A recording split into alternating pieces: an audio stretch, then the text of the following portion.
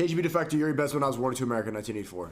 Mr. Bezmenov was born in 1939 in a suburb of Moscow. I thought it was 1984, referencing the book, but it's actually shot in 1980, but that's funny. He was the son of a high-ranking Soviet Army officer. He was educated in the elite schools inside the Soviet Union and became an expert in Indian culture and Indian languages. He had an outstanding career with Novosti, which was the, and still is, I should say, the press arm or the press agency of the Soviet Union. It turns out that this is also a front for the KGB. He escaped to the West in 1970 after becoming totally disgusted with the Soviet system, and he did this at great risk to his life. He certainly is one of the world's outstanding experts on the subject of Soviet propaganda and disinformation and active measures. Well, you spoke several times before about ideological subversion. That is a phrase that I'm afraid some Americans don't fully understand. When the Soviets use the phrase ideological subversion, what do they mean by it? Ideological subversion is the slow process which we call either ideological subversion or active measures, активные мероприятия in the language of the KGB, or psychological warfare. What it basically means is to change the perception of reality of every American to such an extent that despite of the abundance of information, no one is able to come to sensible conclusions in the interests of defending themselves, their families, their community, and their country. It's a great brainwashing process which goes very slow, and it's divided in four basic stages. The first one being demoralization. It takes from 15 to 20 years to demoralize a nation. Why that many years? Because this is the minimum number of years which requires to educate one generation of students in the country of your enemy, exposed to the ideology of the enemy. In other words, Marxism-Leninism ideology is being pumped into the soft heads of at least 3 generations of American students without being challenged or counterbalanced by the basic values of Americanism, American patriotism. The demoralization process in the United States is basically completed already. For the last 25 years, actually it's overfulfilled because demoralization now reaches such areas where previously not even Comrade Andropov and all his experts would even dream of such a tremendous success. Most of it is done by Americans to Americans, thanks to lack of moral standards. As I mentioned before, exposure to true information does not matter anymore. There you go. You guys are having ADHD in the chat right now. Everybody's having a schizo meltdown, but don't you see how true this is? Nobody even cares about information anymore. A person who was demoralized is unable to assess true information. The facts tell nothing to him. We live in a lie. Even if I shower him with information, with authentic proof, with documents, with still pictures. believe in the lie. Even if I take him by force to the Soviet Union and show him concentration camp, he will refuse to believe it until he is going to receive a kick in his fat bottom. When a military boot crashes his balls, then he will understand, but not before that. That's the tragic of the situation of demoralization.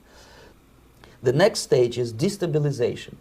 This time, subverter does not care about your ideas and the patterns of your consumption. Whether you eat junk food and get fat and flabby, it doesn't matter anymore. This time, and it takes only from 2 to 5 years to destabilize a nation, what matters is essentials: economy, foreign relations, defense systems.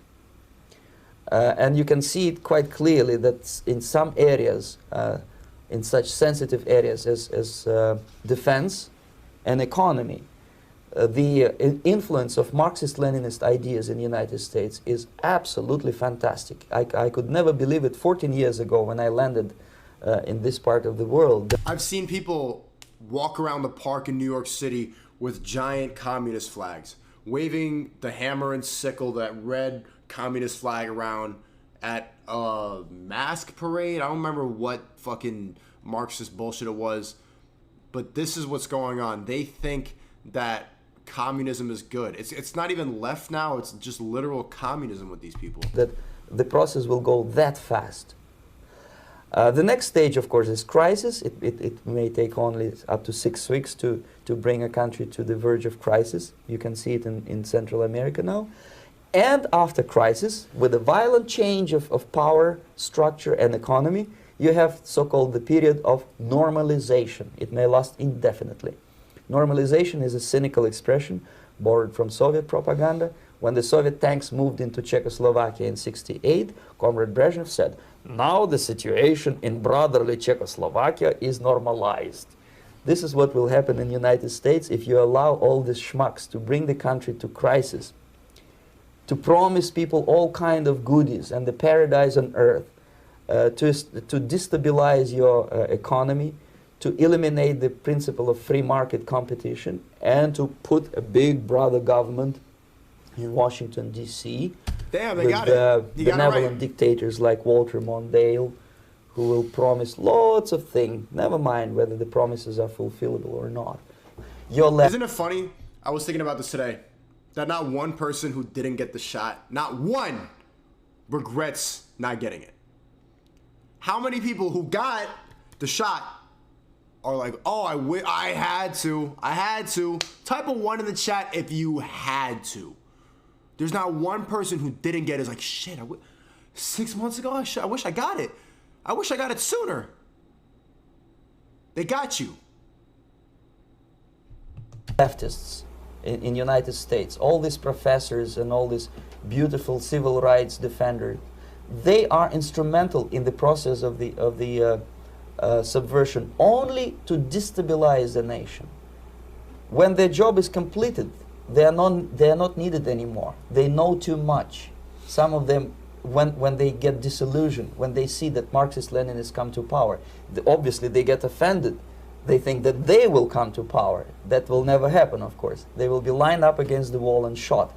But they may turn into the most bitter enemies of Marxist-Leninists when they come to power. And that's what happened in Nicaragua. You remember most of these former Marxist-Leninists were either put to prison or one of them split, and now he's working against Sandinistas.